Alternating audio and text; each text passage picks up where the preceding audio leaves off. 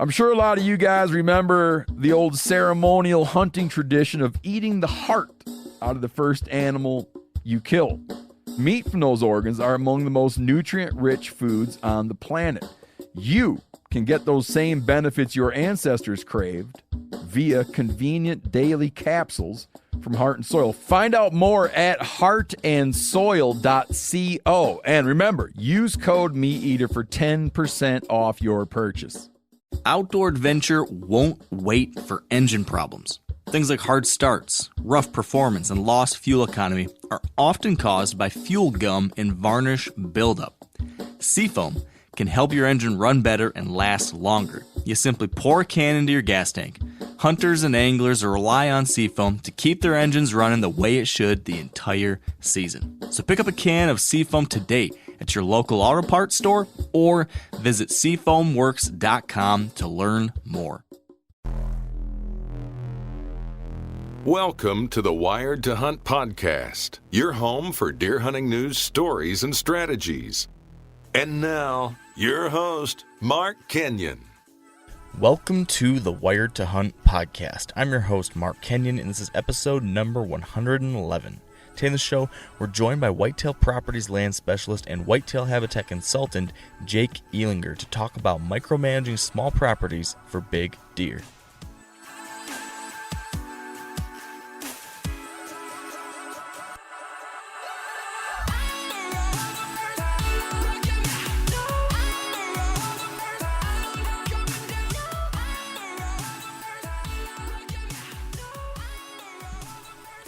All right, welcome to the Wired to Hunt podcast brought to you by Sitka Gear.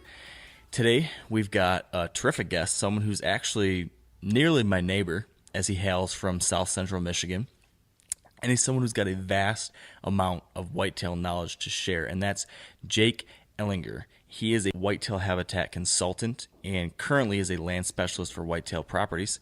And he's definitely an expert on all things related to hunting whitetails in heavily pressured areas and managing small properties to make that possible. And so that's exactly what we're going to talk to Jake about today. You know, exactly how to manage a small property in a situation kind of like what I have in Michigan, or a lot of other people I'm sure that are listening. You know, how do we do that? How do we hold and hunt big mature bucks in situations like that? So that's the game plan for the next hour, hour and a half, however long this runs. Dan, what do you think about that plan? I like it. You like it? I like it. I always like talking about deer hunting and management and property and all that good stuff. I agree. I don't know. I've found some level of fascination with like every different type of scenario for deer hunting. Like I love the idea of like how do you micromanage a tiny property with habitat improvements and stuff, but I also am like really intrigued with like how do you hunt big public land parcels out in the far west or something like that. And I'm interested in how do I, you know, try to figure out big properties of private land versus small properties of private land. All the different types of scenarios and ways you can kill and hunt whitetails. There's something kind of cool about all of them. So what's new with you though? Oh, not too much. I accidentally ate dog food Monday. How do you accidentally eat dog food? Well, you know, some of these gourmet dog foods have like the cover on them. They kind of looks like a beef stew type of deal.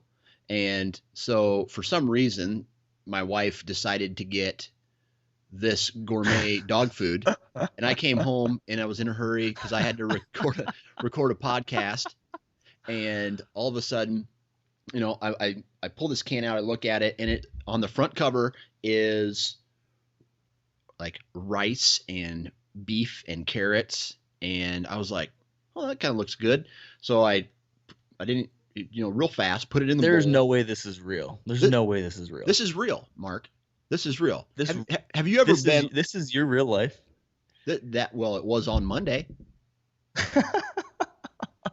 So I scoop it out. You know, I'm in a hurry because I'm a little behind. So I scoop it out. I'm like, okay, I got to stuff my face because I haven't eaten anything all day.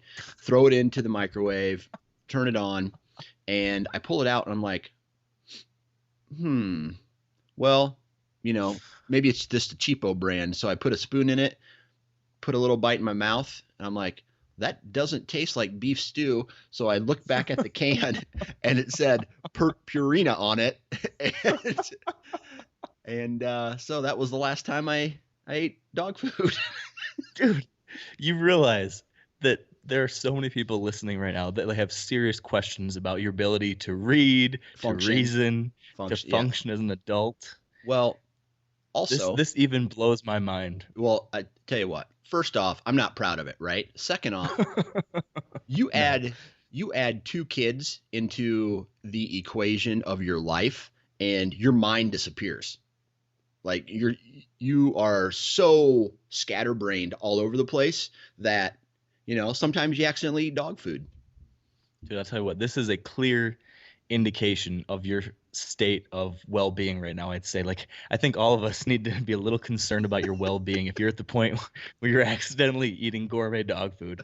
And I guess this would give you've got a free pass, Dan, now for the rest of the next couple months at least. If things are so rough right now that you're eating dog food by accident, if you forget to check a trail camera, or if you hang a bad tree stand, don't worry about it.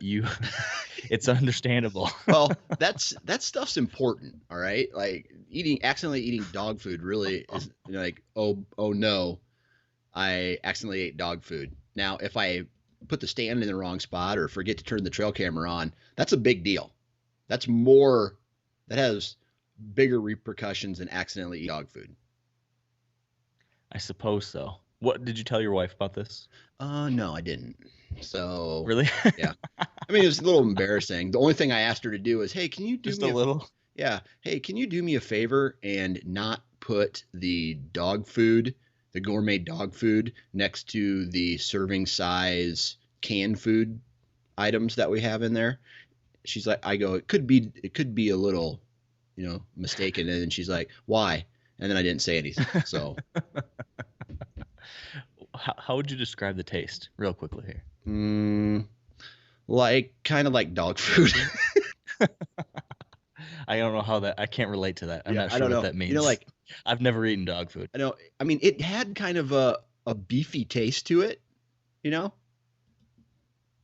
but I wasn't going in for a second scoop, if that makes sense.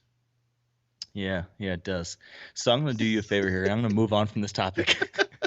Hey, I want to talk real quick about scouting in Montana. Have you seen anything else while you've been out scouting? I do have some quick updates on that. Great topic to bring up, actually, because just yesterday I called the Fish and Game Agency here trying to get some information about some of these public land areas that, they're private land that's open to public hunting through their walk-in hunting program here in Montana.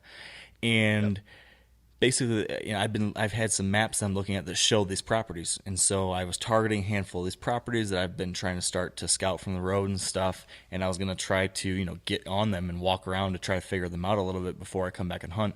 So I called them to ask a couple questions about how do I go about doing that? Can I just show up, or do I need to just sign in or something? And this person just was really short with me and just did not seem to be in a good mood. And they just basically said that you can't do anything like that. The new property listing, blah blah, doesn't come out till mid-August.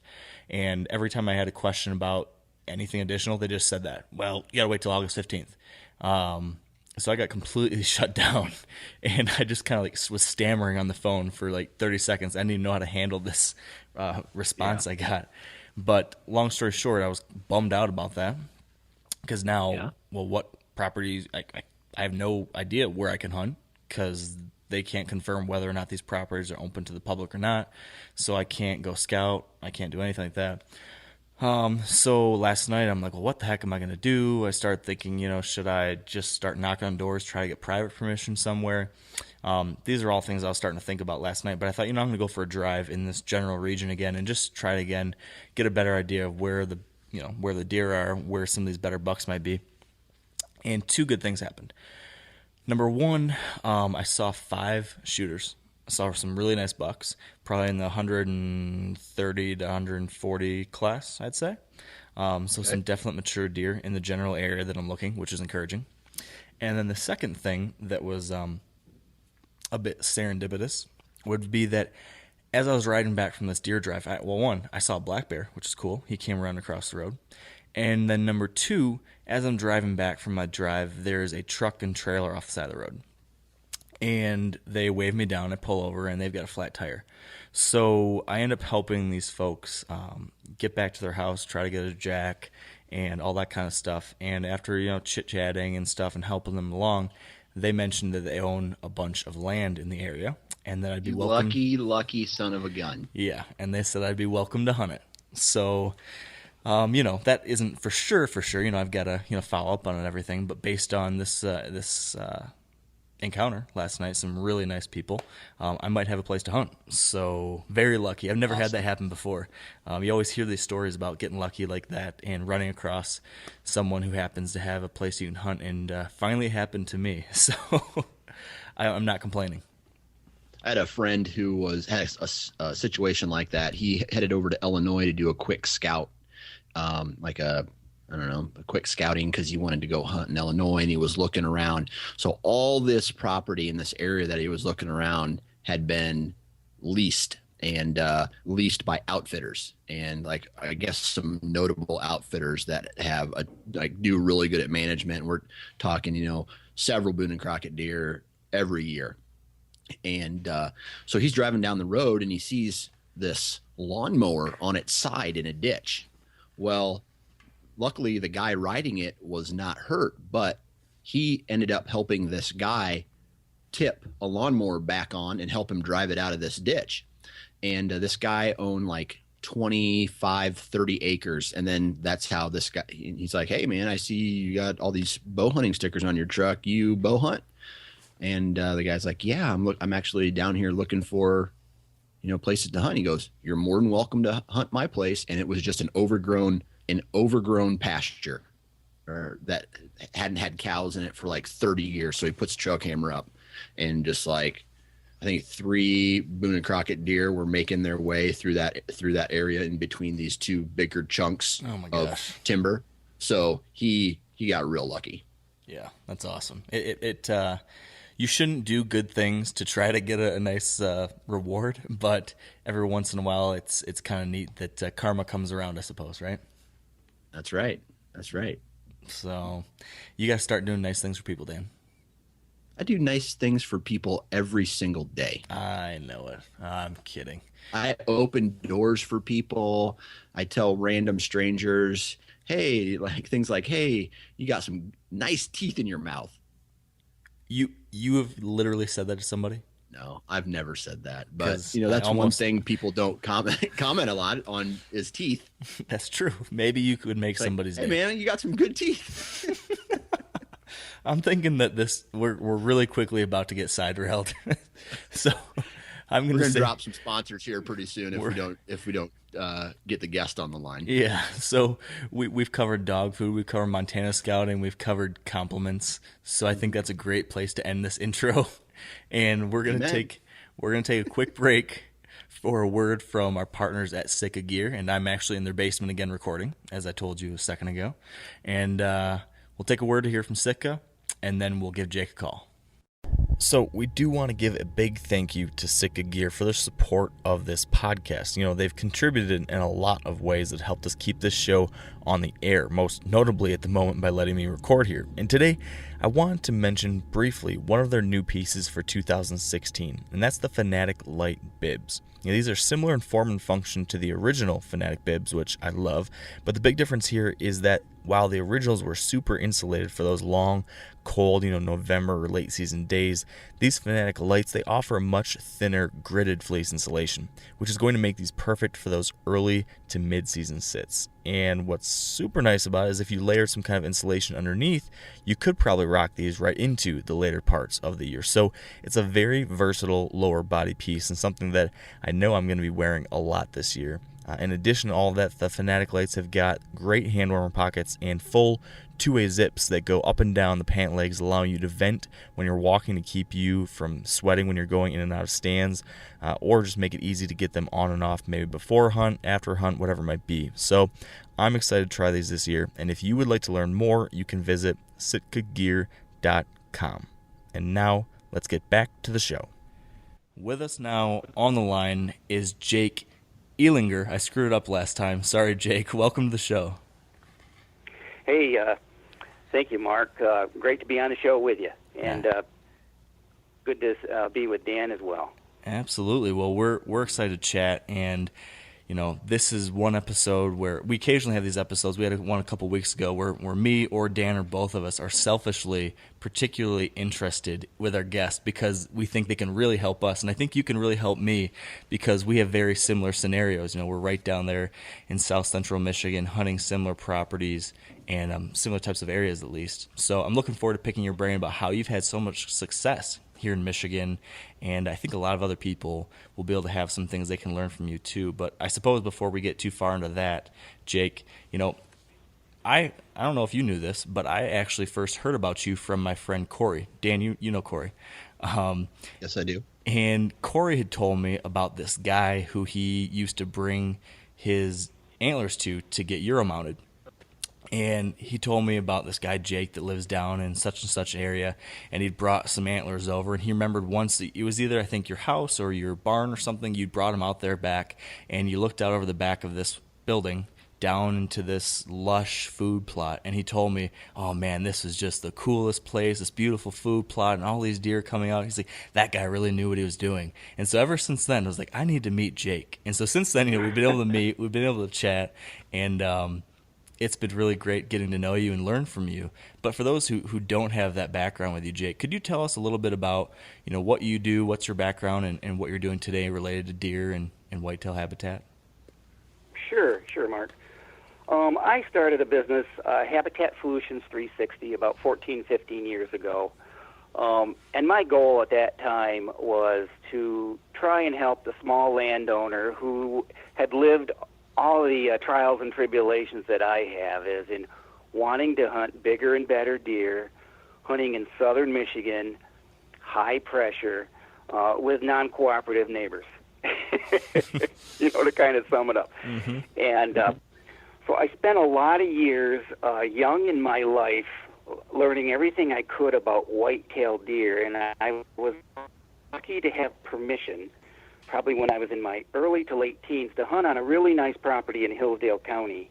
And I'm just one of those guys that notices everything. And the thing that stuck in my head was the diversity, the different types of cover, that deer used at different types of the year, food sources, things like that.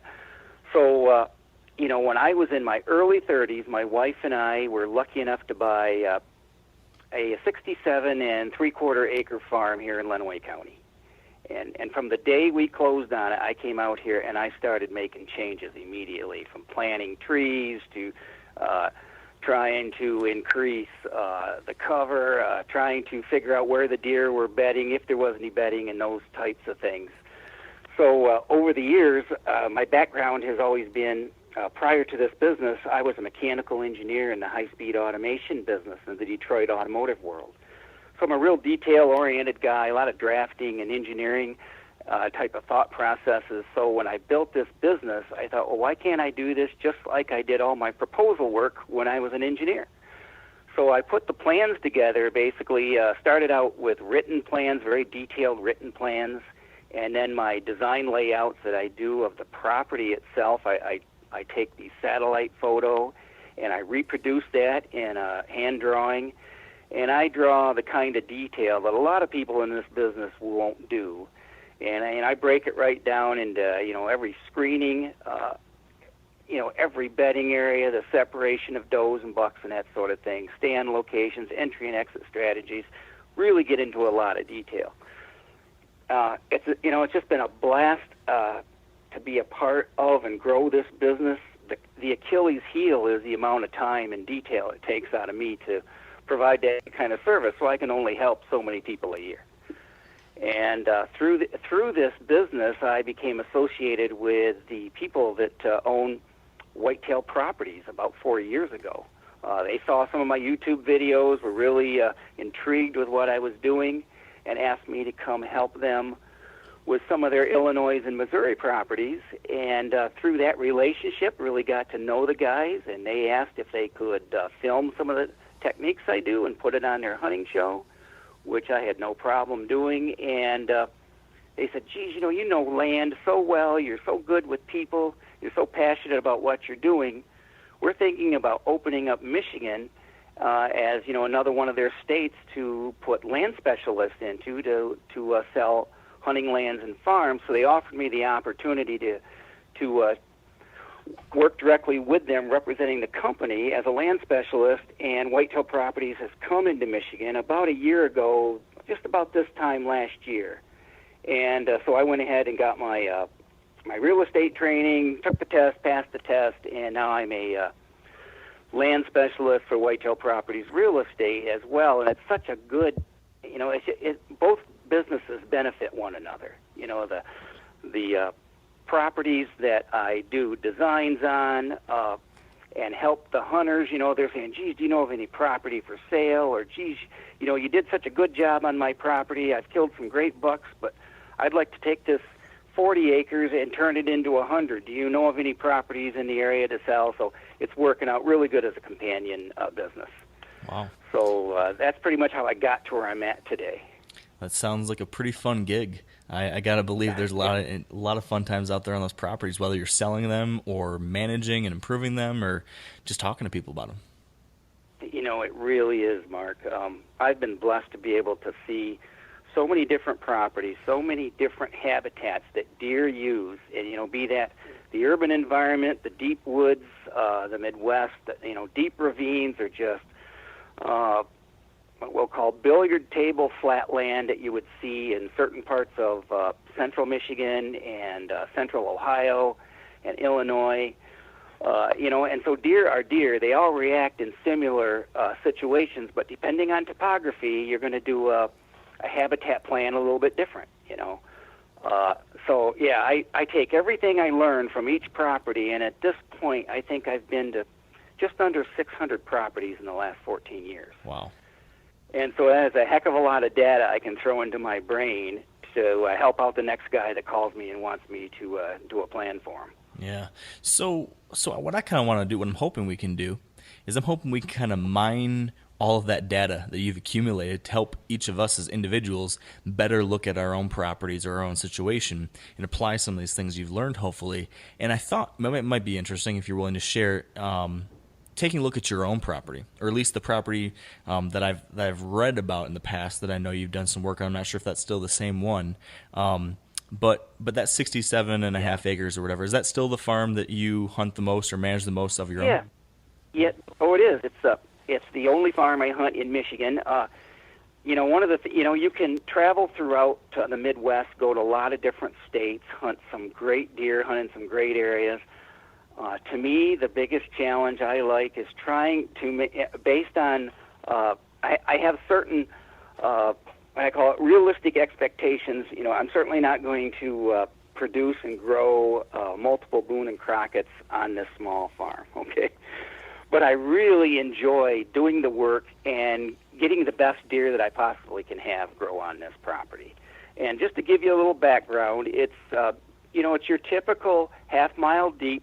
It was a 70-acre farm, and a small little 3.5 acres was taken out of the corner that the original farm house and barn was split off of the property before it was sold. It's what you call gently rolling over here. I'm going to say the topography changes about 25 to 35 feet. Nothing really steep. There's one little small steep bank that goes to a swamp, but not the kind of ridges that you would see in, say, Illinois and Missouri and that type of thing. And it does have a really very interesting wetland that winds through kind of the central core of the property. And so it divides the north and the south sections with the highlands. It actually separates the two. And there's peninsulas and small islands. And so I've come to really appreciate having the water and that transition area where you go from flooded timber to hardwoods. And when I first bought the property, that's where 90% of the deer movement was, because there's a big change in stem density from where you have open, where the sunlight's getting in, creating early successional growth where there's a swamp system, to where it transitions over to, say, a mixture of oaks and maples, which is typical forest habitat that we have here in southern Michigan. But it was a closed canopy for forest. It had about 22 acres tillable on it, and at that time I wasn't sure what I was going to do, so I kept just cutting away at it. And I found out that there was only 2 small locations that there were any deer doing any bedding on this property. I see a lot of closed canopy woods here in Michigan, so if you've got no understory and no cover, you're not going to have a lot of bedding. But, on the other hand, there were some good stands of oak, so depending on the year, mass crops, you could have great acorn drop, and you'd have quite a few deer using the property. But, when you go back to, it was 1981 when I bought this property, and I knew nothing about scent control and overhunting stands, and I made all those mistakes. You name it, I did it. But on the other hand, that's the best way to learn. So true. So it didn't take very long, Mark, where I started cutting trees. Okay, I actually had some select cut timber cuts done on this property. I think I had 3 cuts on this property, staged at 7-year intervals.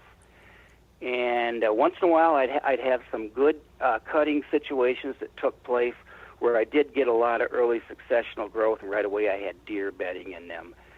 And all during this time, I bought the Deer and Deer Hunting magazine. I was just trying to suck up every piece of information you could about deer habitat. I read every book that John Ozoga had written, and he talked a lot about clear cutting and selective cut and creating cover. And so I just went off on my own trying to create cover on this property.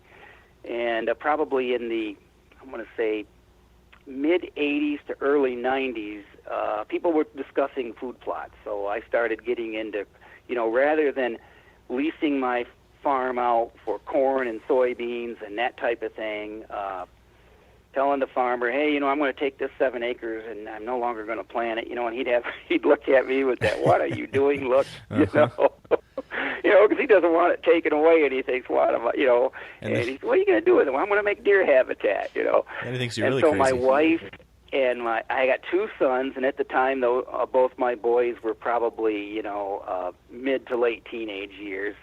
And, so I'd tell them, hey, I bought a bunch of trees. We're going to plant some trees.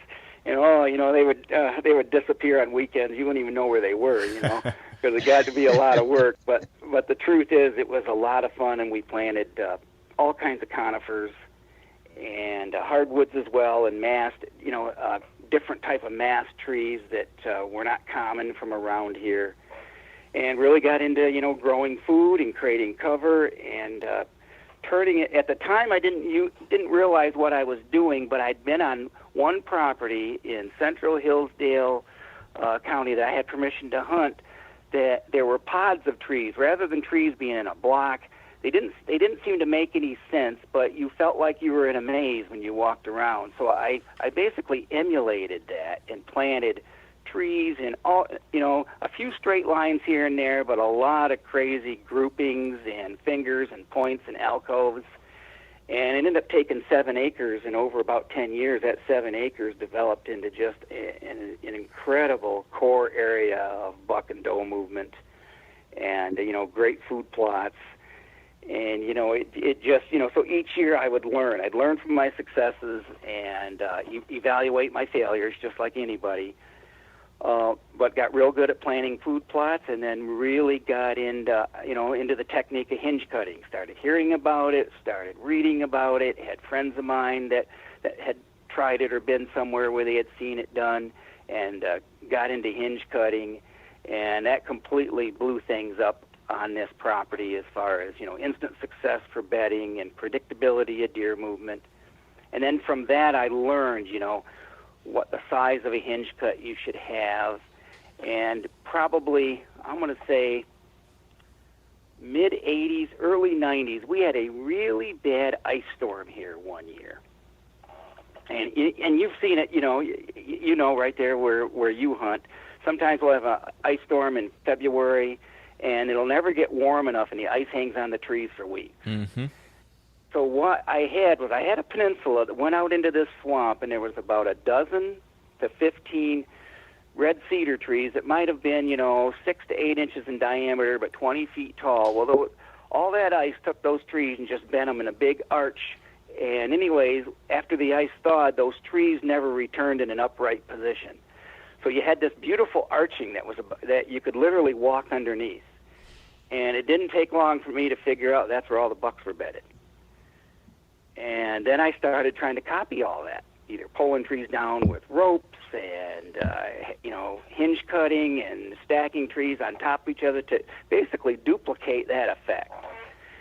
And, just over the years, I have created this property with a lot of good food, some great bedding locations, and I learned early on in this, when I started doing the timber management, that there were certain locations does seem to prefer to bed, and locations that bucks seem to prefer to bed, and they were not the same two locations. And now you read about it, in a lot of different places. But if you go back 20 years ago, nobody talked about that. So that was one of the first things I noticed on my own, was that it seemed like bucks and does like to have segregated bedding. And the doe families were into larger bedding groups, and the bucks liked to be isolated, and they were solitary creatures. And so I really started focusing on that and developing more and more isolated small bedding areas for bucks and larger bedding areas created for doe family groups, and then attaching them with travel corridors. And this property is just a really great property. I mean, it's something to watch during the hunting season. And, as the years went by, things that you'd learn, any of us who's hunted, we saw plenty of ground scrapes. And I'm a real watcher, and so I'd always sit in these trees with binoculars from a long distance away and just watch, everything. Why is a buck doing what he's doing? And even though I never really understood it 100%, I started copying it. So before you even read about mock scrapes, I was doing that myself. I was pulling limbs down, trying to create places for bucks to scrape. And through the years, I found out that you can create an awful lot of competition within your bucks on small properties by putting those in key locations close to bedding areas, on the edge of food plots. And so I think for anyone that's listening to this, if they've got a small property and they want the best hunting they can have, there's a phrase I coined about 15 years ago, and I call it the magic triangle. And that is, you want to have the three most important things, at least in my opinion, for deer on a small pressured property, is security cover, food, and water, all closely associated to each other. So Jake, then my question then is, in your particular instance, how did you go about actually implementing those things? So you talked about the cuttings and things like that, but I'm kind of curious about, well, maybe more I'm curious about what it actually looks like today. Can you walk us through specifically now, do you have 2 food plots, or is it 10 food plots? Do you have, one major area of hinge cutting, or is there 6? Or how can you describe a little more detail of what that now looks like, how you actually implemented this magic triangle on your property? Yes, I can. I started with, I think a lot of people went off in this direction early in the food. I planted a large food plot, not knowing any better, okay? And I'm going to say something of an acre and a half or so, which I would now classify as a destination food plot. And but I have kept that food plot because the location's right. There's a lot of cover around it, a lot of trees around it. And I've changed the shape of it, and I've planted some trees in it and that sort of thing to break it up and compartmentalize it. But this property exists with, I have a total, by the time I get my fall plantings in, there's probably about 9.5 to 10 acres of food on 67 acres planted solely for deer. And out of that, there's about 3.5 to 4 acres of what I would deem destination food plots in an acre or larger in size. And my largest food plot is probably about 2.5 acres. And then I have a number of small food plots, micro food plots, that I'm going to say are in the 1/8 of an acre to 1/3 of an acre in size. And basically, the small food plots are closest to the bedding areas to where the great cover is. And what I tried to do is stage the deer from in these bedding locations. If you saw this property, imagine looking down at a property, and in the center of the property is a swamp, and it's more flooded timber than your typical swamp. There's oaks and maples and small islands out in there. It's wood duck heaven. And so it's got a bunch of fingers and points and things like that in it. So anywhere you have a large peninsula, I started creating these bedding areas out into those peninsulas. And then on the edges where I would stop the hinge cutting or stop the cutting process, then probably within 20 yards of that area, 30 yards of that area, I have a small little micro food plot, but a very well-defined travel corridor where I would bring the deer out of the bedding areas to the first small little micro food plot, and then, they travel another 60 to 75 yards to another food plot, to another food plot. They may pass another bedding area, and ultimately they reach the destination food plot. And that's really how this property is set up, and I've pretty much broken into like 3 segments.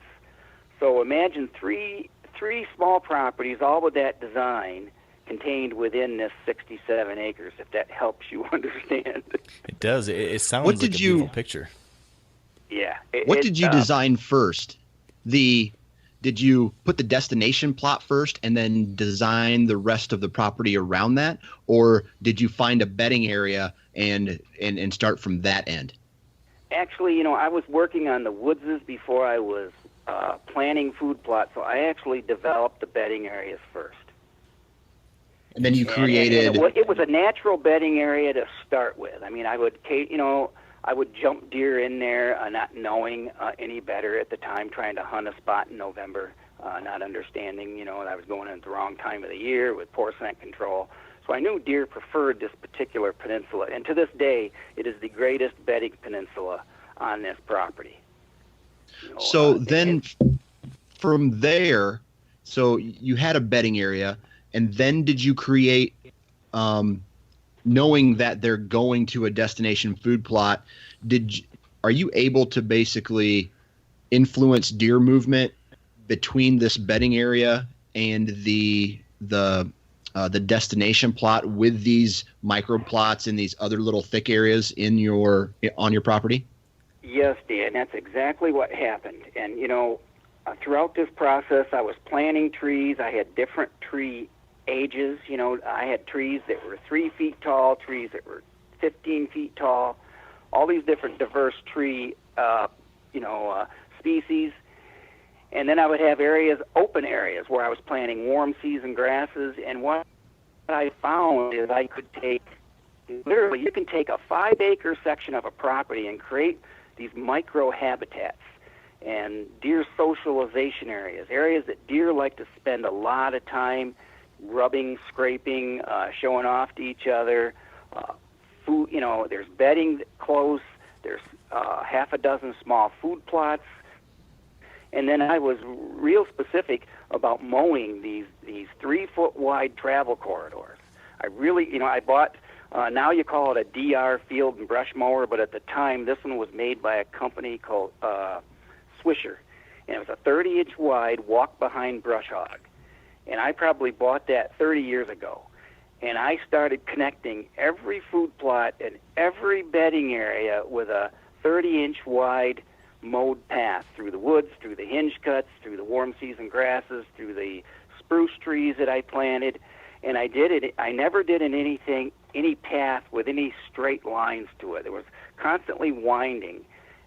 And in the beginning, it was a lot of times a mistake. I'd cut a big tree, I had a treetop, so oh shoot, I got to go around this. Well, I found that if deer can't see a long distance, then they have to walk down these curving, winding trail systems to look into the next food plot or to come down on the edge of a bedding area.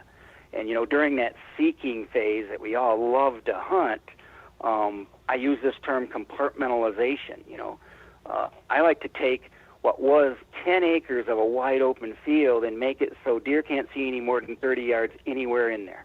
No matter where they're at, they can never see any more than 20 to 30 yards. And I've sat in a tree stand and watched the same 3.5-year-old buck for 4 hours wander all over 7 acres and never leave that area during the rut. Where 20 years ago, he cut across that wide open wheat field and went on to the neighbors and was gone in just about 40 seconds, you know. So it was a real eye-opener for me. And I hope that opens or answers your question for you. Yeah. So super interesting. And I've actually seen similar results on, one of my Michigan properties where I did something kind of similar. There was just a great big wide open field of grass, and I went and added food plot screens around it, screened it up into 3 different sections, and then added some food in between there. So like you said, when you compartmentalize it, you give deer incentive to travel more because they want to see what's in the next one, or they're moving, or in a buck's case, cruising, checking for does that time of year.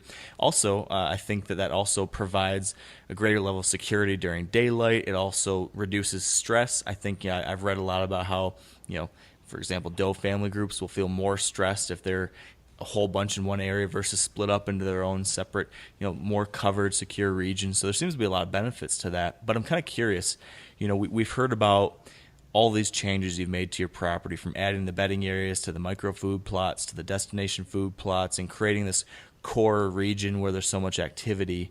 In addition to like an example you just brought up there where you saw this one buck use a small area for hours. Are there any other tangible results now? What's been the end outcome now of all these changes when you go out there during November or whatever? What are you seeing now? I kind of asked this because I imagine there will be people listening at home who live in Michigan or Pennsylvania or New York, and they have 60 acres or 40 acres, and they're wondering, okay, if I did this, what could I actually produce? Well, here's I will give you tell you exactly what I've been able to see and what I did produce, but I want to put a disclaimer on there, and that is all of these things on a small property mean little to nothing in your ability to see deer on a predictable basis unless you as a hunter really understand scent control and also understand when and how to enter a stand and when not to enter a stand.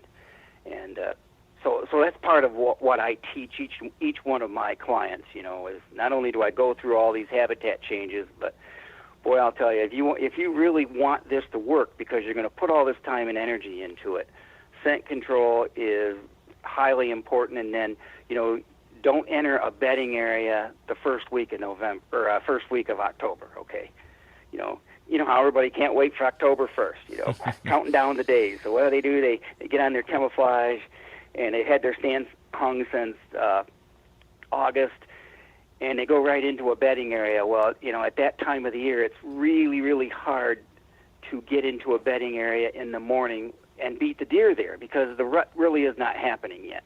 So I try to work with people and pass what I know and let them know that the more they know about deer biology, the better hunter and land manager they're going to be. There's certain times of the year that you can enter bedding areas in the morning, and then there's certain times of the year you can't. And same with feeding. I can tell you if I had it to do over again, I would make some changes. But I've got so much invested in time and energy and creating these large food plots that one of the things I learned, because I had such good bedding and such good habitat, I increased the deer population on this property significantly. So then I couldn't hunt in the mornings in October because no matter where I went, I was bumping deer. Yeah. Yep. But it didn't take me long to go, well, that's all right. I can deal with that, And but I mean, those are good problems. But ultimately, to answer your question, what have I seen? Along with developing this property, I went through my own personal development of learning to pass deer. And if you only hunt southern Michigan, and you know how many hunters this part of Michigan gets, trying to pass a 125-inch deer, at least for me, I definitely had to go through some steps to get there. Okay, but I've been able to do that, and I will tell you that there probably has not been a year in the last 10 or 15 years that I've not had a say 135 to 150-ish type buck around me multiple times. Wow. And there are days that I have 4 or 5 of them. Wow. And that's the beauty of the change that I've made on this small property. So, I would say that anybody can do this if they put their heart into it and understand how important bedding is and safe zones. The term sanctuary, and where to walk, when not to walk. It's all tied into one another. But anyone can have it. I've seen very small properties right here in southern Michigan, say 10 to 18 acres, treated exactly the way I mentioned how I've handled my own, and watched these landowners have very similar results. Yeah. And I think, I want to make sure that, for those listening that maybe aren't familiar with a setting like where we're at, those kinds of results, like even if you just said every year you see at least one buck that's over 130, that's pretty incredible for most people in Michigan. Just to see a buck like that, that's like a once in a lifetime buck for some people around us.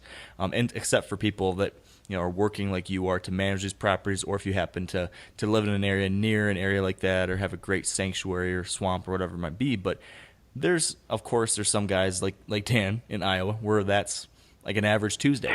But yes, sir.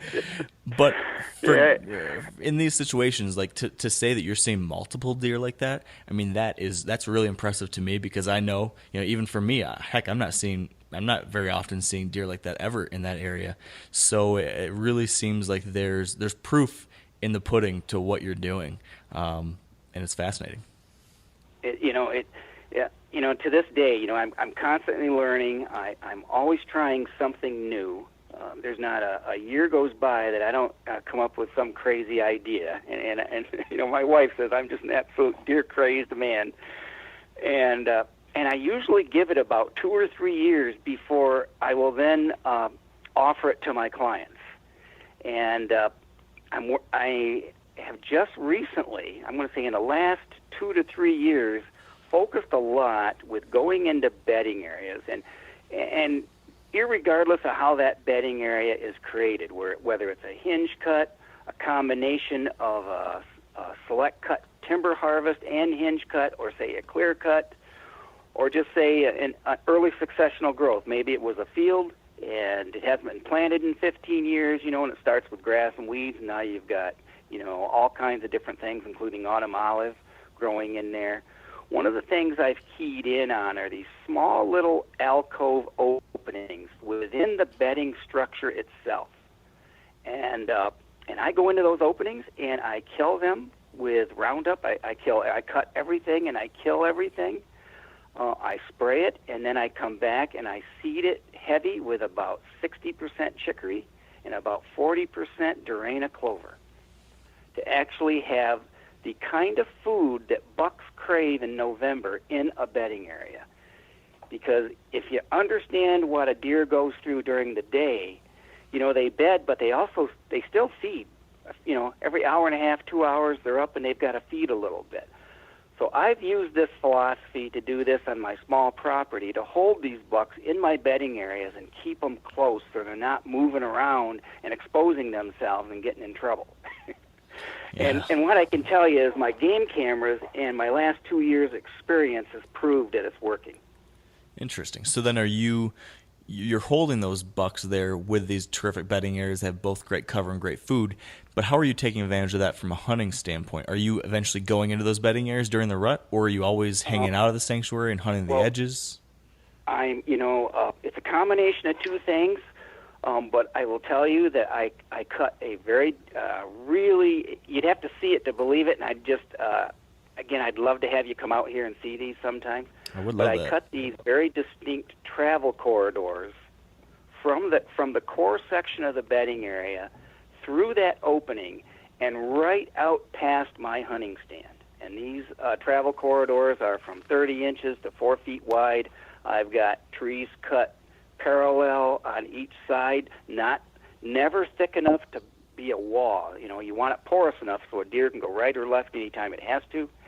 I have some overhead cover there, and I actually plant that food all the way through right right up that travel corridor, right up past the stand. Okay, so they come out of their great bedding area, they eat in that little clearing, and I basically give them a freeway ramp right onto the exit zone that they want to head to. And it just gets them, the does come in there and, of course, eat and browse. And, I'll cut a lot of the small saplings right at ground level. And the saplings, of course, will send up suckers, which is highly nutritious because you've got a great root system there. So that's great native browse. And so it's a combination of a few things I do, but it really creates predictable deer movement. Sounds like it. It's funny, we have a lot of different guests on the show who have all sorts of different experiences and they hunt different areas. And I can't remember. I'm already forgetting. Maybe I mentioned this at the beginning of this show with you, Dan. But I've come to just really get a kick out of the very different ways of going about this. And there's some people that have a situation like yours, Jake, where you're able to manage and manipulate and adjust a property, through your own work and time. And that's really fascinating and interesting. And then there's other people who maybe hunt public land somewhere where they can't manipulate the habitat at all, but their hard work and their strategy is put into, okay, how do I figure out what the deer are doing right now, regardless of the habitat, and try to take advantage of that or take advantage of other hunters. And there's something really cool about all those different ways, and I appreciate all the different ways, and I find them so interesting. And as you were walking through how you're setting up this line of travel you're creating for deer, I just got to thinking how I think there's something great about all of them, and I love this idea of how you're manipulating it. But I know some people will hear this and say, well, where's the hunting in that? Because he's just leading the deer right to him or something like that. And I personally, I think it's all really interesting and fascinating. The different ways we go about hunting is pretty cool. And I don't know, I'm going off on a tangent here, but I just started thinking about this idea. And I don't know, have you ever encountered that, Jake, with people not liking these types of ways that you're going about it or anything like that? Occasionally I do, and I will tell you that anyone who has spent 40-plus years hunting high-pressure deer in southern Michigan will soon find out that the reason I'm doing this is these deer are the most challenging deer to kill I think there is in the whole Midwest. Mm-hmm. I've met so many people from out of state that came to Michigan and tried it, and off camera will say, I don't know how you kill those deer. I'm still trying to convince Dan to come here. Yeah, Dan would get a kick out of it, because, hey, let's face it, I've spent some time recently in Iowa and northern Missouri, and, we're talking areas where there may be 3-4 miles and only 1 or 2 bow hunters in that entire 3 or 4 miles. So those deer are completely different deer. And then you take the kind of deer that you hunt, Mark, in Michigan, that I hunt here in Michigan. They're dealing with 15-plus bow hunters per square mile. Some areas maybe much more than that. So these deer are on edge, and it doesn't take much pressure to have them leave, their safe zone and go somewhere else, or just decide they're only going to move, at night. A lot of people say, they go nocturnal. I think a lot of that has to do with us. We're our worst nightmare, when it comes to that. But so I've just tried to adapt what works for me. But you're right. I have met a few people that say, well, geez, that seems too easy. Well, isn't that the goal? I mean, I'm very ethically oriented as far as how I take a deer. And for me, my biggest challenge is how close can I get a mature Michigan deer to me and still be able to take it with a bow? Yeah. And I've killed some 3.5 and older deer at less than 10 yards, and a lot of them at that 10 to 15 yards. And as you know, Mark, that's not an easy task to accomplish. No, not even with the best property in the world. That's still really challenging by you. And I've probably killed 3 or 4 bucks, that would flirt with that low 120s to low 130s on the ground with a bow at 10 yards. Wow. And it's just a blast. I just so enjoy the challenge. Oh, yeah. There's something like I get a kick out of traveling to bow hunt other areas. It's totally different. When I go to Iowa or wherever, it's very different and very fun in a certain kind of way. But then it's also really fun to try to do it here in Michigan, where there are these inherent challenges that are very different. And there's a different kind of fun to all of it. So it definitely forces you to learn and adjust, try different things. And I guess to that point, when we're talking about some of the different things that you've created on your property. First, one of the things I want to talk about was your cover, how you're creating cover, because I've learned a lot about creating cover from some of the things I've seen you do on your videos and talked about. Hinge cutting in particular is something that seems to be something you've really utilized well. And we've kind of dabbled with it over some episodes over the past couple of years, but never really dived too deep into it. So I was curious, Jake, could you walk us through exactly how to hinge cut the right way? Because I think I've been doing it occasionally the wrong way, and I want to make sure that I fix that for the future.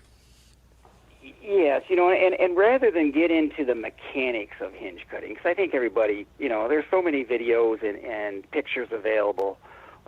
Hey, you're cutting, basically you're cutting 55 to 75% through the tree, depending on the species, to get it to fall in the direction you want it to fall and stay connected and stay alive. And even if the tree dies, if it stays connected, then you can hinge additional trees across it, and that becomes, say, what we call a foundation tree, to create overhead living cover. And we're also letting sunlight into the ground, which creates early successional growth in the terms of deer cover and browse. Okay, I think people don't realize how important browse for deer truly is. So I'm a big proponent of early successional growth. But to kind of help the listeners understand what, and this is clearly my opinion, okay? It's my years of watching and cutting and cutting on other people's properties. Well, anytime I look at a property, I always tell people this is the easiest way to understand it. Imagine you have just built a 70-acre pond that you want to plant walleyes, largemouth bass, and northern pike in. So now you're going to put structure in there to fish for them in, right? And so I literally go about creating structure on these 50 to 70-acre properties. And one of the neatest things that happens when you create a hinge cutting area is you have a spot where you quit hinge cutting, and then you have the existing woods, whether it's a closed canopy woods or medium-age woods, and that's an edge. And a lot of hunters may not be able to see that edge until you show it to them. Then they go, oh, yeah, yep, I can definitely see that. And there's going to be a change in stem density, a change in tree age, and, of course, a change in the canopy.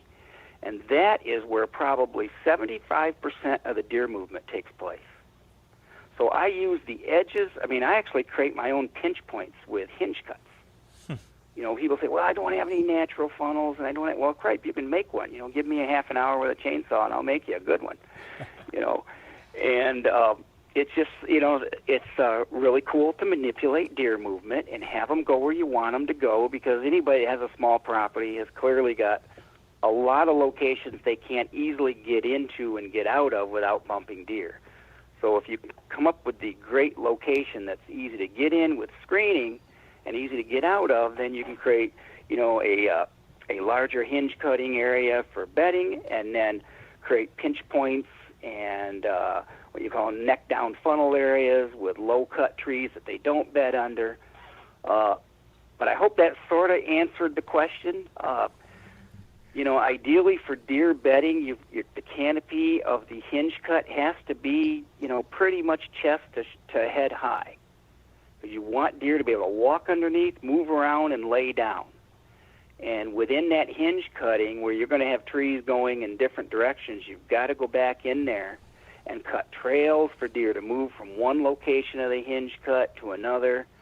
You've done enough of it, Mark, to know that when you start hinge cutting, like it or not, the top of that tree is going to end up on the ground, right? Very true. Yep. And then you're going to cut 2 or 3 other ones, and 2 or 3 of those trees are going to cross that tree that you hinged. And so you're definitely going, within a hinge cut, you're going to have areas deer cannot move. The tree tops are there, but you're also going to have areas where the trees cross each other, lay parallel to each other, are being held up by the structure that you've created so that deer can move around safely underneath.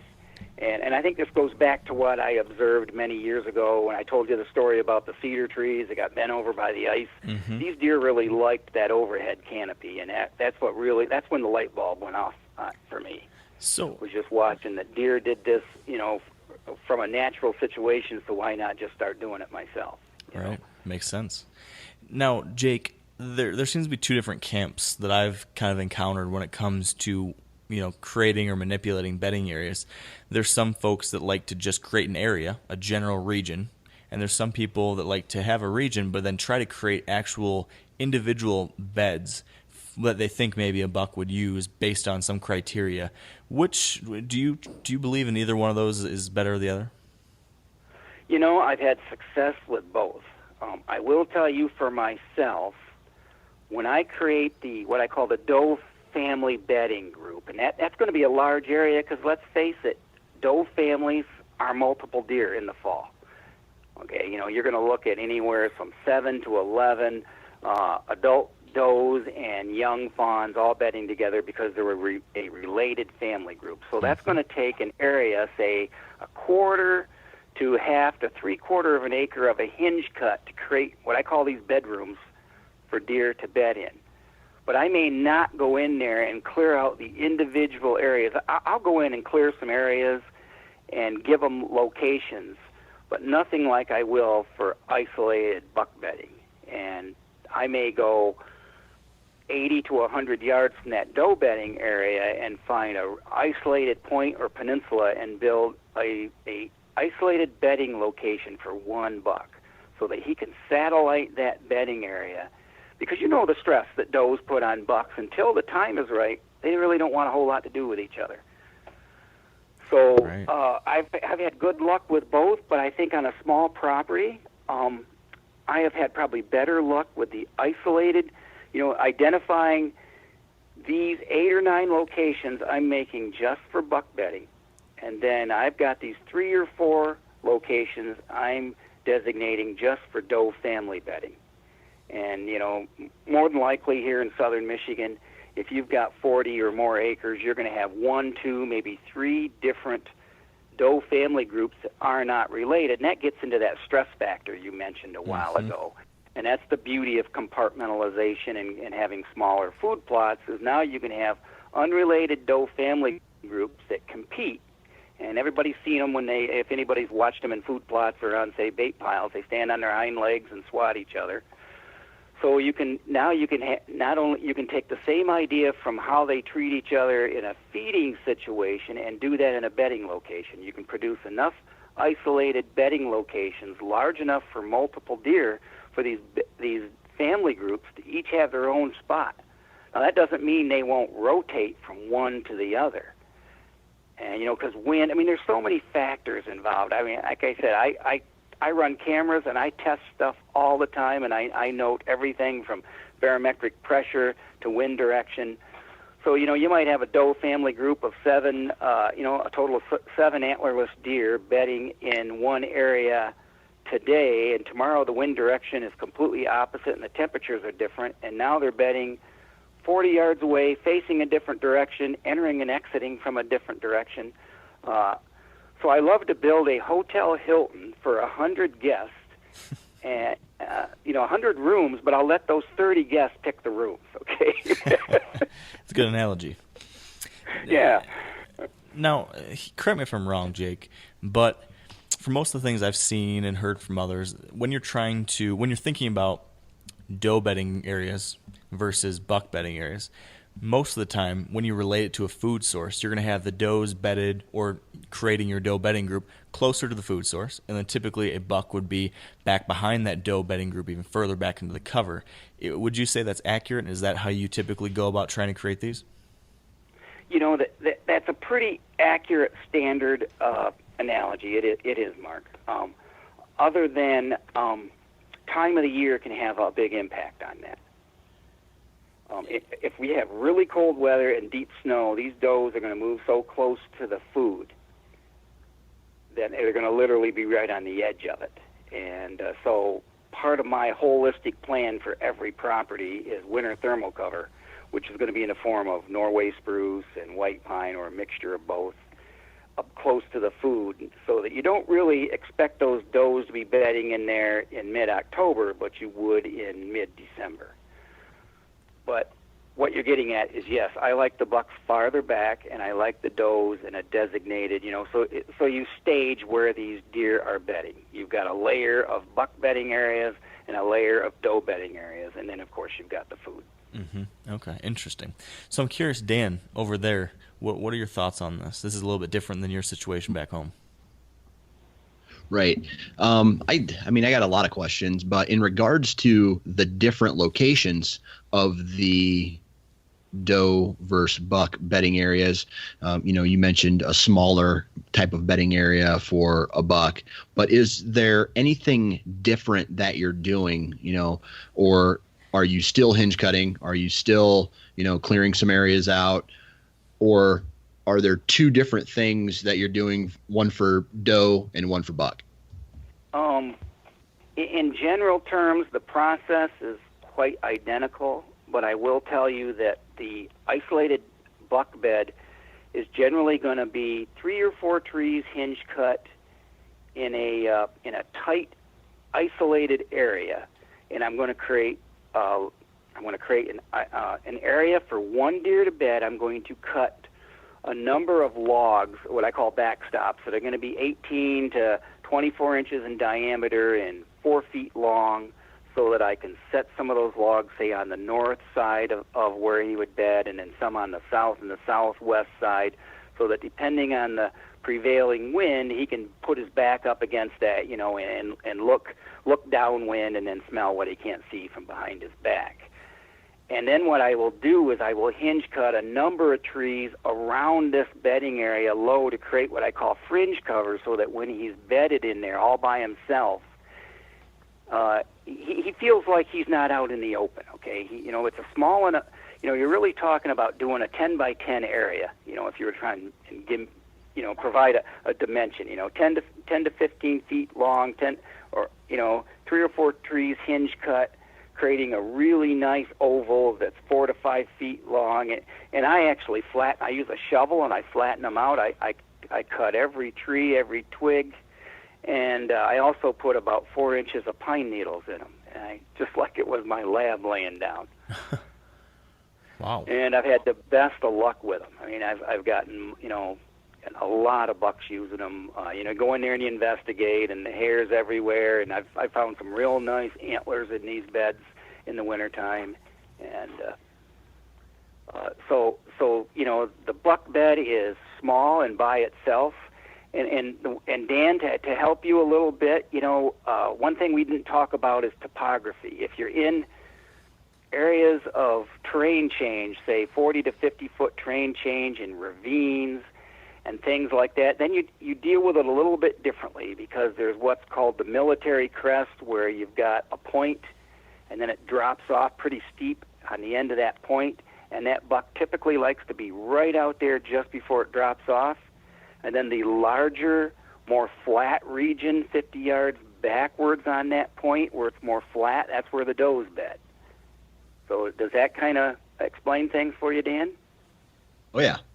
Yeah. What else do you got, Dan? You got lots of questions. I want to make sure that we're getting this different perspective, because I've done a lot of this habitat work, and I'm kind of in a similar situation to Jake, but I always want to make sure, for people in your situation that might be looking at this from a different viewpoint.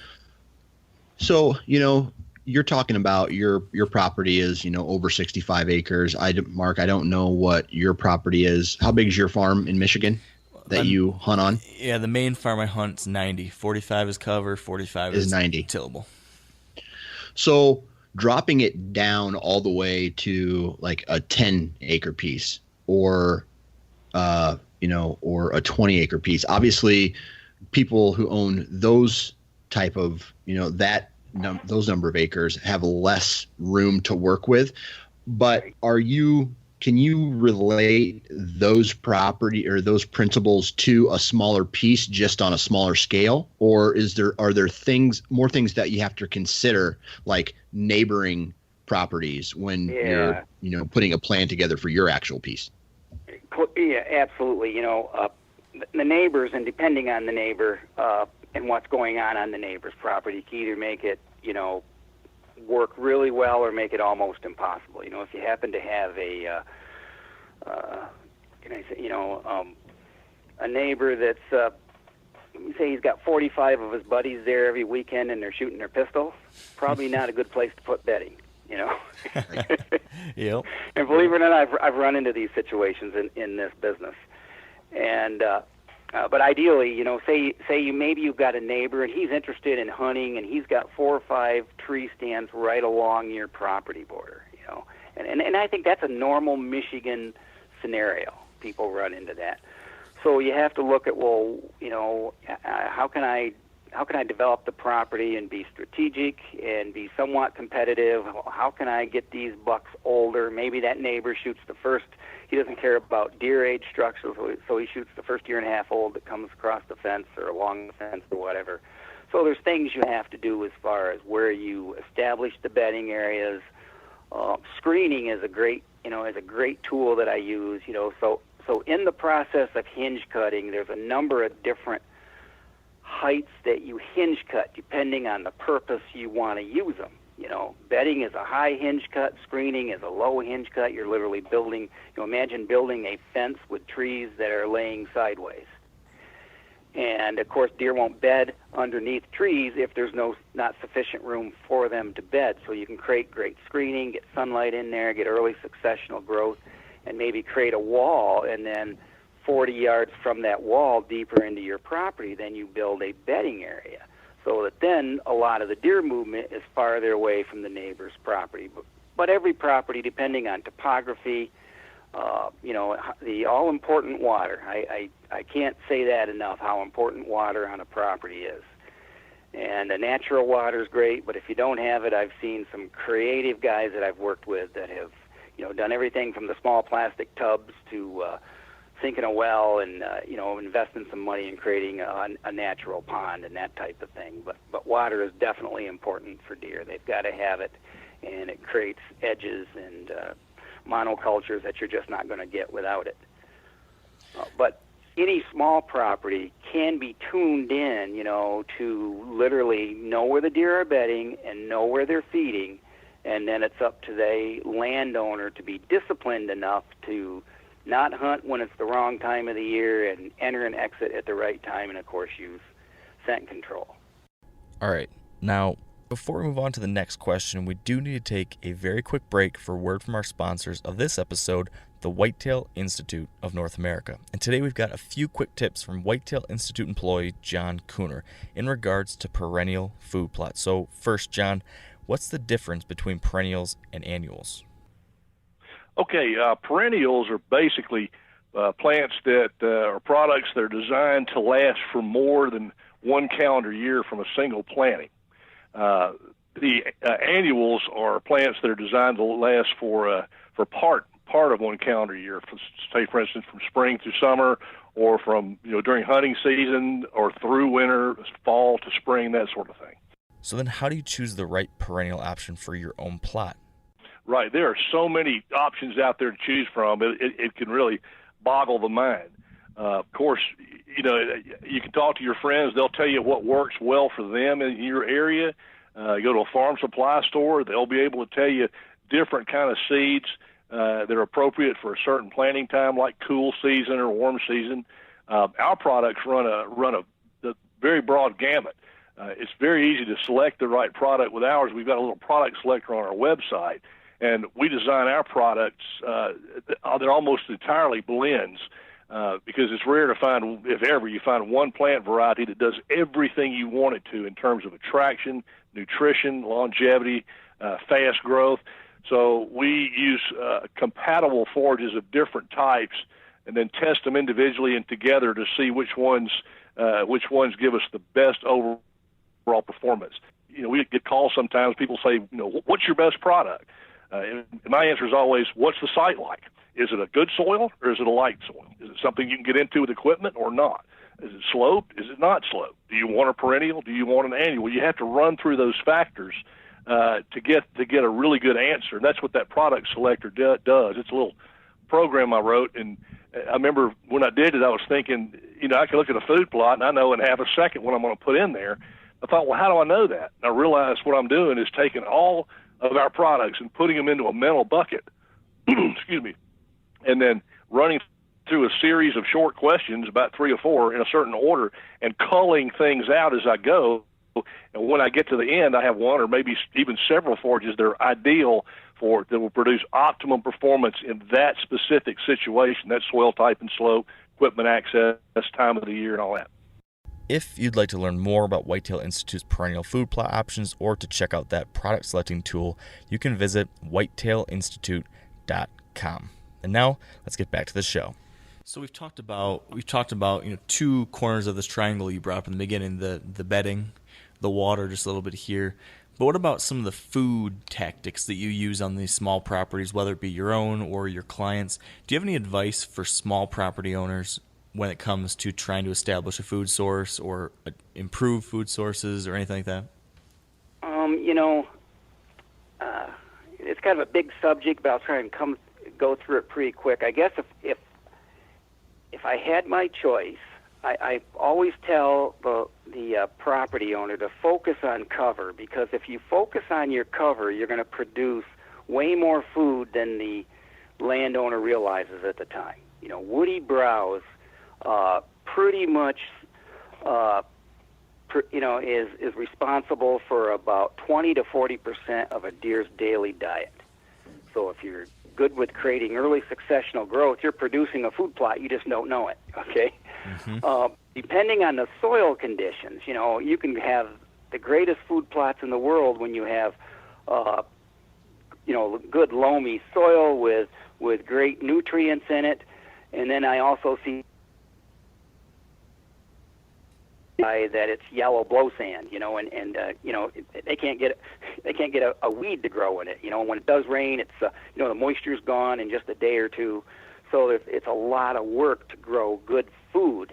So so the soil has so much to do with your success when it comes to growing a food plot. So I like to have a destination food plot with again an attractive food source, and that could be anything from turnips to brassicas, a mixture of both.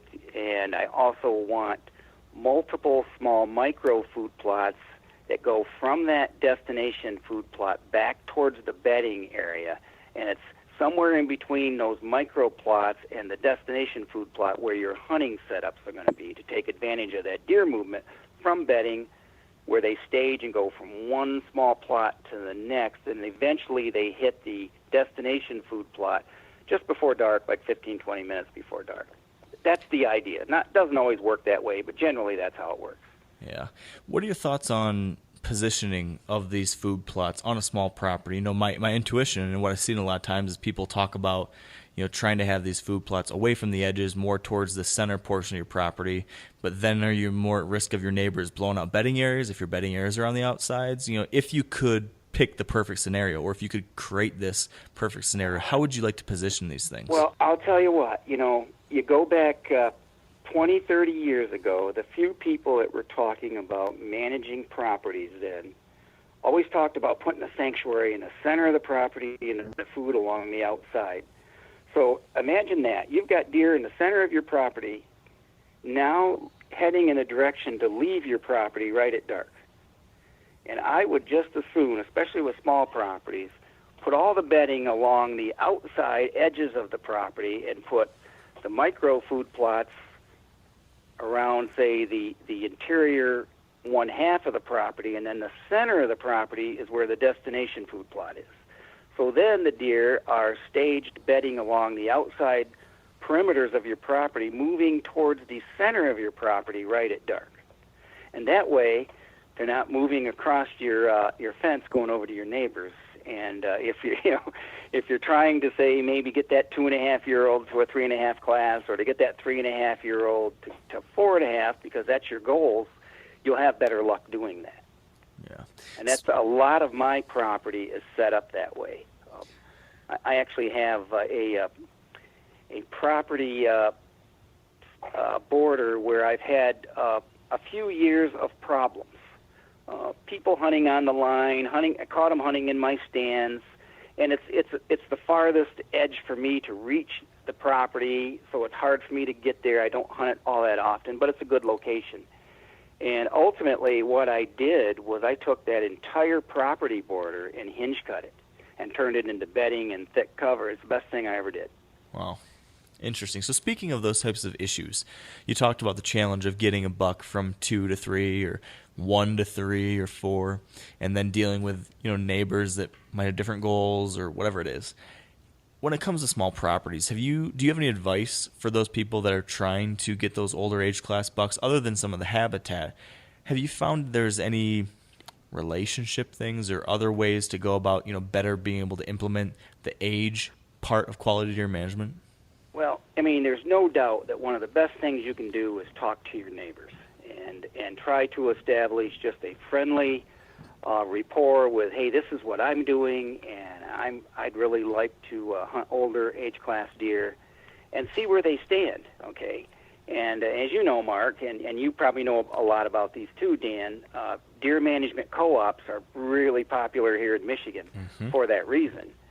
And we have one established in this area, but I can tell you, as great as this property is that I own right here, I do not have one property owner that borders me that practices or participates in this deer management co-op. So the most impressive thing about my property is it's 67 acres, and I'm consistently growing deer 4.5 and 5.5 years old on 67 acres. And this is my takeaway from it. I've been doing this long enough that these young button bucks that are born here, or that say they're 1.5 years old and they disperse to this property, however they end up here, they find out in a really short amount of time that it's really dangerous outside of my property borders and really a great place to live inside. And some of my target bucks I get the biggest kick out of because I strategically put my game cameras to watch these bucks' movement patterns before I go in and hunt stands at that, magic 10 days out of the year. And I will notice these bucks will spend all day on the property, leave the property after dark, and come back onto the property before daylight. And so what you're doing is you can't save them all. Some are going to cross and they're going to get shot by the neighbors. That's the reality of hunting in southern Michigan. But you know what? A few of them are going to make it. And those are the ones, I call them homeboys, and those are the ones you can personally watch, get game camera data on, and take the risk and say, you know what, I've never, you can't kill a 150 if you kill a 140s, right? Very true. Yeah. So actually, last muzzleloading season, I did that with a buck here that I actually targeted and had been watching him from the house, and went out with my muzzleloader. And, my wife had been watching him with binoculars. She said, man, you ought to go kill him. He's a really nice 8-point. I'm definitely in the mid-130s. He might have been low 140s. Jeez. And anyways, he came out just like he was supposed to, walked right in front of me, and I didn't kill him. Because I looked at him, and I said, you know what, muzzleloader season's going to be over in a couple of days. And imagine what he'd be next year if he makes it. And sure enough, he made it. That's tough to do in Michigan right there. That is a tough choice. I guess the one thing I'd add to this, Mark, is, and you've probably heard this, but it is true, we all need to have realistic expectations. Mm-hmm. If you've got a 40 or 90 acre property and you've got a bunch of neighbors that for whatever reason just do not want to cooperate, and the best you're getting on game camera and visual observation is 115-inch 2.5-year-old, then that probably should be your goals for deer harvest. And if you're lucky enough, though, to be able to get the occasional 3.5, and that's what I try to do. I try to hunt the top 5% of the deer herd. Whatever I've got that's showing up on camera, and I get a good inventory of them. Then I go, okay, these 2, these 3 deer, these are on my hit list. Nothing else is on the hit list. I'm letting everything else go.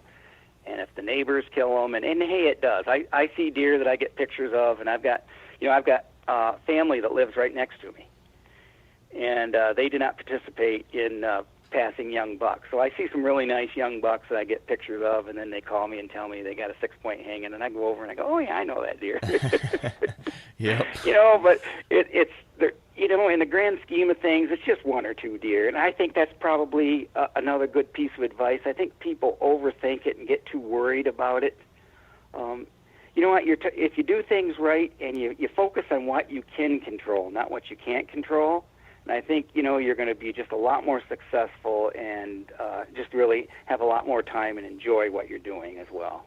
Yeah, that's great advice for all of us, whether we're in situations like this, with so many other hunters right around us, or anywhere, having the right expectations and having fun with it. That's an important takeaway from every conversation about deer hunting.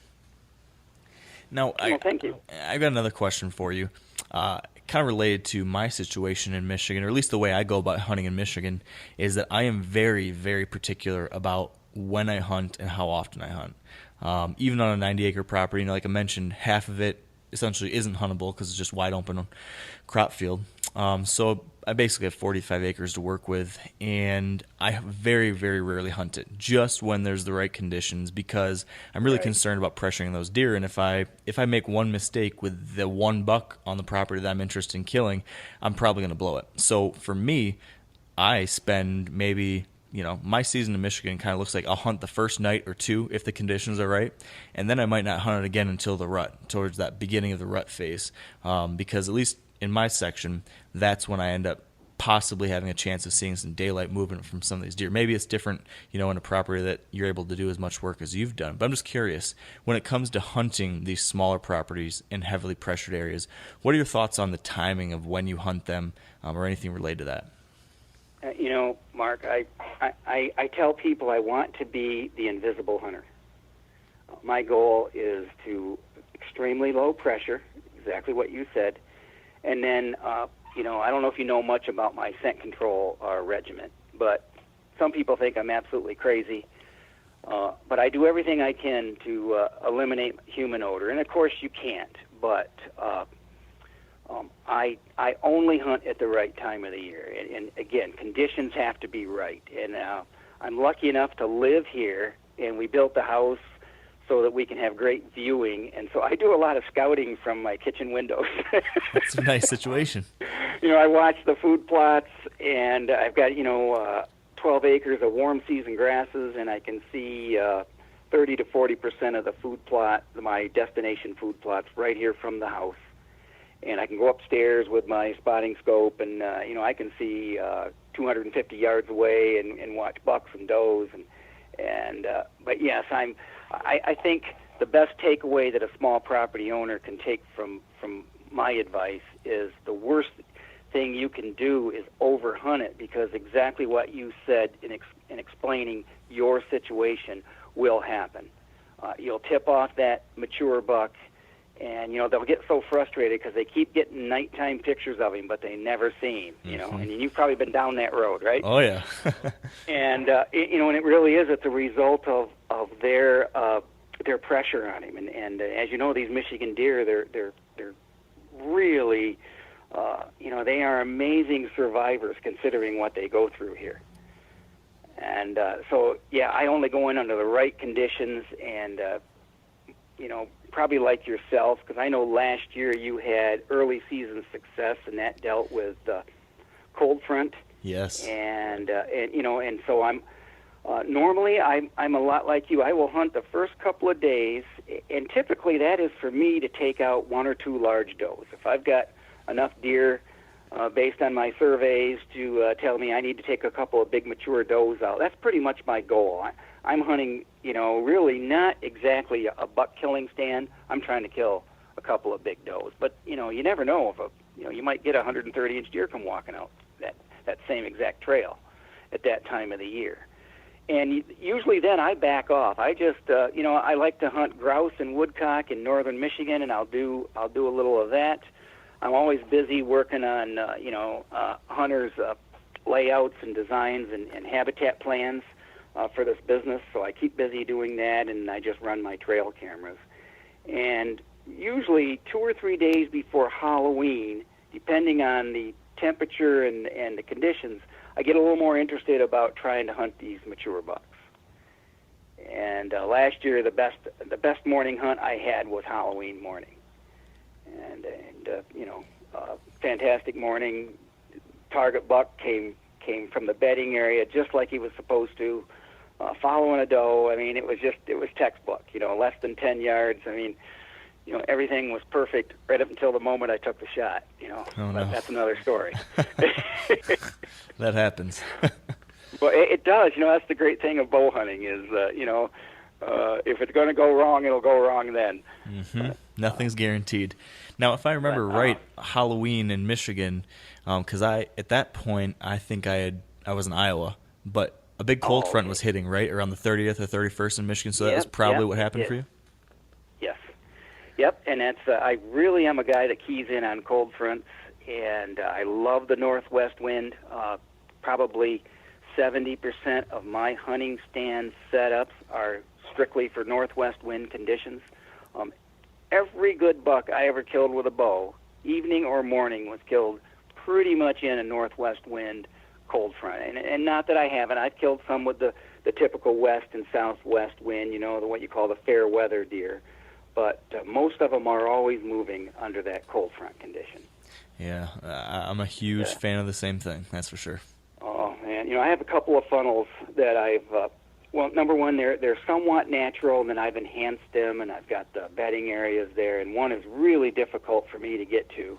But I have one that when the conditions are right, and it's the first week of November, I can't sleep that night because I can't wait to get in there. And, it never, ever lets me down. I've never gone in there and not had, exactly what I expected to have happen. It doesn't always mean you kill the deer, okay? But, boy, it sure is neat to have one or two of those go-tos. And it clearly is a result of the habitat, the food, and the fact that I don't go in there. If you were in there 6 or 7 times during October, during what people call the October lull, those bucks would be know all about you. They'd have heard you, smelt you. And so now that the time is right, you go in there and you don't see him. And it's because he's on to you. So I think they pattern us much better than we're able to pattern them. Oh, yeah, that's for sure. I think me and Dan have experienced that many times, unfortunately. Oh, gosh. Every season. Yeah. Every year, yeah. Yeah, so, it's funny. Something you mentioned there is one of my absolute favorite things about a hunting season. And it's that day before or the night before when you just have those perfect conditions and you have a spot that you've been waiting for and everything feels like it's lining up. Like that level of anticipation that I get the night before or like on the drive to my property or whatever. And you just have that feeling in your gut like something good is going to happen. I live for that. That is the best. Oh, I guess that's what keeps us out in the woods every day and gets you getting up at 4:30 in the morning, isn't it? Yes, exactly. Because it can be tough sometimes. It can. It's a lot of work. Okay, Oh yeah. Especially someone like you. You're hunting multiple states. I know you hunt Ohio, and you said last year you hunted Iowa. So you're really putting in your time. And back in the old days, when I was still a pretty successful deer hunter, I killed a lot of deer with a bow and a lot of small bucks before I understood the age class and all that kind of thing. So I would hunt. I had this property, and then I had permission to hunt another property in Hillsdale County. And I was one of those guys. I hunted every available day I had. Okay, and that becomes a lot of work.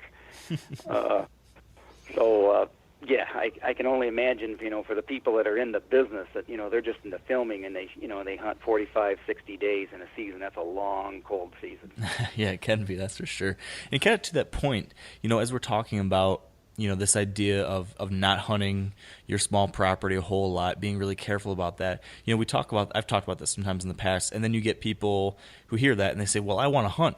I love to deer hunt because I want to be out there. So this sounds like a stupid idea if I could never hunt my property. And I totally get that. And the way I kind of combat that, at least in my situation, and it depends on your goals, right? If you just want to be out hunting a lot, that's perfectly fine.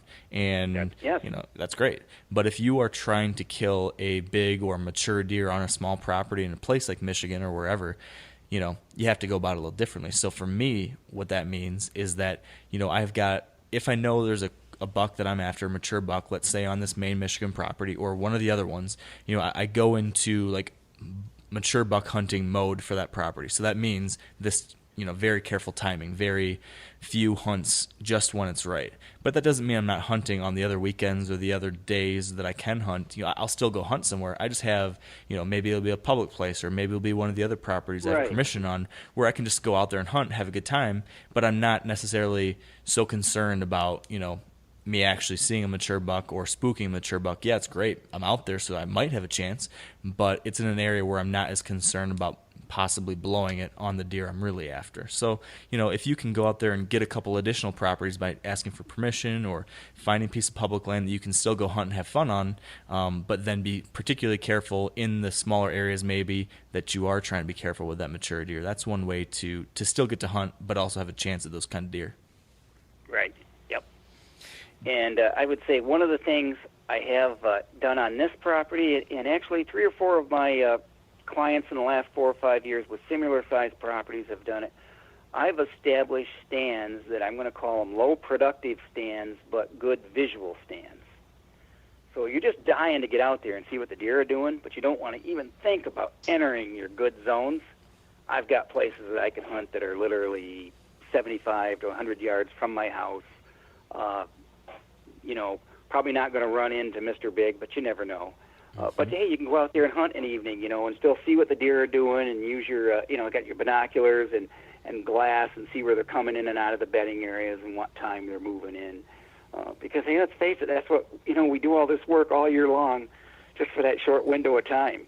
Yeah. And so if you're not lucky enough to have that state land or some private land that somebody else lets you, gives you permission to hunt on, you can establish some other, what I call them low productive, more observation type stands, but you're still out there hunting, and that's good.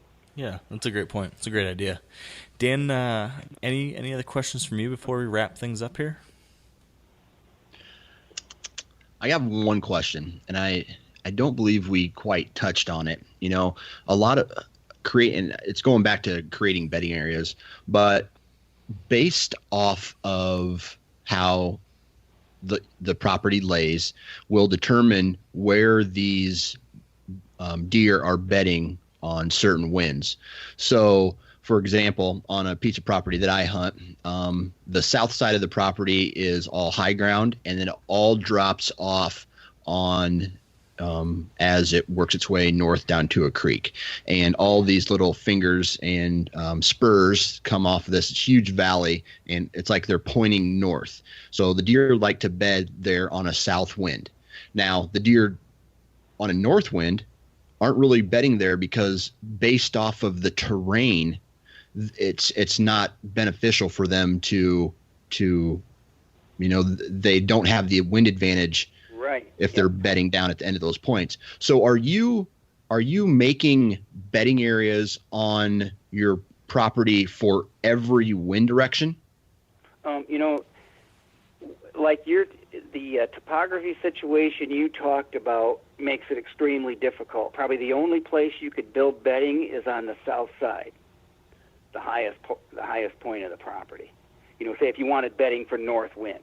And I don't know if you enter that property from the south side, but it limits your ability for access. So if it's not if it doesn't have a lot of topography change, then you can really get creative and build multiple bedding locations for different wind directions. But topography can either give you a lot of options or take those options away, depending how it lays. So every property is different. Yeah, and that makes sense, because topography is such an influencer of bedding that, if I understand this correctly, Jake, as I'm hearing you say this, in an area with that type of topography, that's going to preempt almost anything else when it comes to where deer will bed, because that's such a highly desirable factor when a deer is deciding where to bed. Versus, let's say you got a flat piece of ground, then the highly desirable features for bedding can be anything you want them to be if you're creating that cover. And so there isn't that additional natural influencer that would impact it one way or the other. Yeah, you can literally just start with a blank slate and say, we're going to put X number of buck beds here and so many doe beds here. Then we're going to go to the southwest corner and we're going to put buck beds here and doe beds here, and we're going to put destination food. And because it's flat ground, they're just going to bed on, say, the north side of the bedding area one day and on the south side of the bedding area another day, just based on wind, but still bed in the same basic bedding structure, say, half-acre hinge cut. Yeah, that's some pretty interesting stuff to me. I love when you start looking at all the tiny variables, like, how will wind direction impact where they're bedding? And if I can take that and figure out where I think they're bedding, then where do I think they're going to want to feed? And based on that, where do I think they're going to, how will they travel from A to B? Yeah. And I get that kick out of trying to microanalyze. It's a fault. I probably take it too far, and it screws me up more than it helps, but it's fun. Maybe one piece of information I can put into this, and I think this is more about pressured deer than non-pressured deer, but many of my bedding areas and food plot locations, as far as what I would call deer pattern movements, where you would expect deer to move, are based on deer bedding being in a particular bedding area, and as they start moving towards the food, they're going to want the wind somewhat in their face. That doesn't mean they go directly into the wind, okay? But it often means they're going to quarter into the wind. They want, they're in a bedding area, and so they want to be able to detect danger, whether that's a coyote, a man, a neighbor's dog. So a lot of my setups that I do on my own property and I design on client properties are focused on, that northwest wind, cold front, and here's the bedding location, here's the food plot, so this is where your stand is going to be set, and then what you call the fair weather, your west, southwest wind, and so we're going to have a bedding area over here and a food plot over here, and so you would completely change the location of hunting maybe 2 days in a row if the wind changes from the northwest cold, and then it goes back to, your fair weather conditions. Yeah. Interesting to go into each of those different behavioral tendencies based on factors like there's weather. so many facets of this that we could go on forever. We could turn this into a 100-hour podcast, There's always the risk of that, that's for sure. Yeah. So I guess what I'm going to have to do, Jake, is try to wrangle you around for coffee sometime so I can continue to pick your brain about this stuff without the risk of a 100-hour podcast. There you go. Exactly. I would encourage you to, when you do get back to Michigan, and before it's hunting season, reach out to me and I'll give you a tour. That would be awesome. And speaking of that, what you're doing with your own property and elsewhere, for those that do want to learn more from you, or get a hold of you about what you're doing from a work standpoint, whether it be real estate or habitat consultations, how can they find you online, or how can they get a hold of you? Well, my habitat business is habitatsolutions360.com. And I've got some free videos there and a lot of information on that website. And that would be everything from habitat management to improving and developing a property. And from a real estate listing or selling standpoint, you'd want to reach me at, you can go to the whitetailproperties.com website and go to Michigan Agent Finder, and you'll be able to find me right there. And my email and my contact information is right there available for just one click away. Awesome. Well, we'll make sure to include those links too in the blog post for this podcast if anyone's interested. So, Jake, thank you so much for joining us. I definitely got a kick out of this, and I think a lot of our listeners did too. Well, thank you, Mark. Amen. It was an honor to speak with you guys. Absolutely. Well, let's stay in touch, Jake, and good luck this season. You too. Thanks so much. All right. Yep. See ya. Yep. Bye-bye. And with that, we are going to wrap up this episode number 111. Before we go, though, we do need to thank our partners who help make this podcast possible, and we need to thank you all for taking a listen to these occasional advertisements and supporting these companies that have been so helpful for us to make this podcast a reality. So big thanks to Sitka Gear, Trophy Ridge, Bear Archery, Redneck Blinds, Huntera Maps, Ozonics, Carbon Express, Maven Optics, and the Whitetail Institute of North America. And finally, most importantly, thank you all for spending some time with us here today, for listening to this episode. Hopefully you found Jake's advice interesting and helpful. And of course, we hope until next time, you'll stay wired to hunt.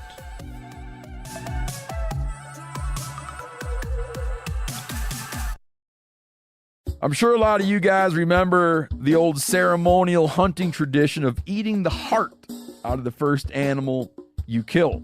Meat from those organs are among the most nutrient-rich foods on the planet. You can get those same benefits your ancestors craved via convenient daily capsules from Heart and Soil. Find out more at heartandsoil.co. And remember, use code MeatEater for 10% off your purchase. Outdoor adventure won't wait for engine problems. Things like hard starts, rough performance, and lost fuel economy are often caused by fuel gum and varnish buildup. Seafoam can help your engine run better and last longer. You simply pour a can into your gas tank. Hunters and anglers rely on Seafoam to keep their engines running the way it should the entire season. So pick up a can of Seafoam today at your local auto parts store or visit seafoamworks.com to learn more.